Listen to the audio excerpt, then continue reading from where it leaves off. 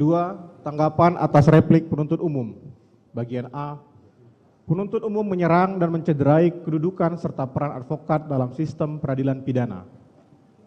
Penuntut umum frustasi untuk mencari keterangan yang mendukung tuduhan cocok loginya dengan berusaha mengesampingkan keterangan dari saksi Riki Rizal Wibowo dan saksi Kuat Makruf dengan mendiskreditkan tidak hanya tim penasihat hukum terdakwa Ferdi Sambo, tetapi juga tim penasihat hukum terdakwa lainnya, yakni terdakwa Kuat Makruf dan terdakwa Riki Rizal Wibowo dalam perkara yang terpisah dengan mengatakan, kami kutip dari replik beliau, dari replik penuntut umum, karena penasihat hukum terdakwa Ferdi Sambo, saksi Riki Rizal Wibowo, saksi Kuat Makruf dalam hal ini terdakwa Ferdi Sambo dalam perkara terpisah adalah merupakan tim penasihat hukum yang sama, sehingga logika berpikirnya sudah tidak rasional dan bahkan hanya berusaha untuk mengaburkan peristiwa pembunuhan berencana yang mengakibatkan korban Nofriansah meninggal dunia karena ditembak dengan cara sadis. Pernyataan ini selain dituduhkan tanpa dasar, telah menyerang dan mencederai profesi advokat sebagai officium nobile yang sejatinya justru memperlihatkan kegagalan penuntut umum membuktikan dakwaannya. Sebagai advokat, penasihat hukum bebas dalam menjalankan tugas profesi untuk membela perkara yang menjadi tanggung jawabnya dengan tetap berpegang pada kode etik profesi dan peraturan perundang-undangan sebagaimana diatur dalam pasal 15 Undang-Undang Nomor 18 Tahun 2003 tentang advokat. Penuntut umum sama sekali tidak mempunyai bukti dan dalil yang membuktikan terdakwa Ferdi Sambo berbuat sebagaimana yang dituduhkan, lalu menyerang kedudukan penasihat hukum, padahal seharusnya sebelum mengajukan perkara akuo ke pengadilan, penuntut umum wajib meminta penyidik untuk melengkapi bukti dan menghadirkannya di persidangan, bukan lantas menyerang penasihat hukum ketika penuntut umum tidak mempunyai bukti yang mendukung dakwaannya. Seharusnya hal-hal yang elementer soal posisi dan peran penasihat hukum dalam peradilan pidana tidak perlu dijelaskan lebih lanjut.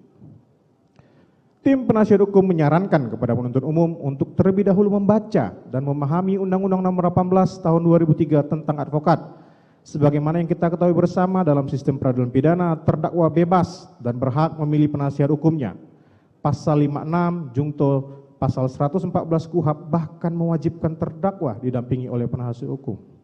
Lebih lanjut, jurisprudensi Mahkamah Agung nomor 1565K/Pit/91 tanggal 16 September 1993 menegaskan bahwa jikalau tidak ditunjuknya penasihat hukum untuk mendampingi tersangka pada pemeriksaan di tingkat penyidikan dan penuntutan, maka hal itu bertentangan dengan pasal 56 KUHP sehingga mengakibatkan BAP atau berita acara pemeriksaan yang dibuat oleh penyidik dinyatakan batal demi hukum, dan oleh karena itu penuntutan yang dibuat oleh penuntut umum juga batal demi hukum sehingga tidak dapat diterima, walaupun pada pemeriksaan di persidangan terdakwa didampingi penasihat hukum.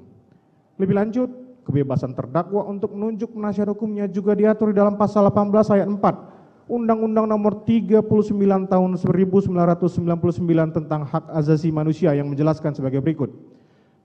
Setiap orang yang diperiksa berhak mendapatkan bantuan hukum sejak saat penyidikan sampai adanya putusan pengadilan yang telah memperoleh kekuatan hukum tetap.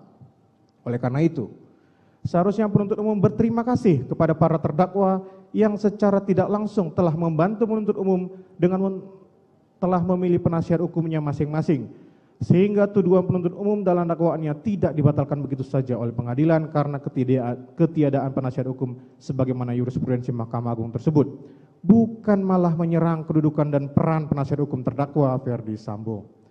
Harus dipahami bahwa setiap terdakwa, termasuk Ferdi Sambo, berhak memilih secara bebas penasihat hukumnya dan pilihan tersebut wajib dihormati.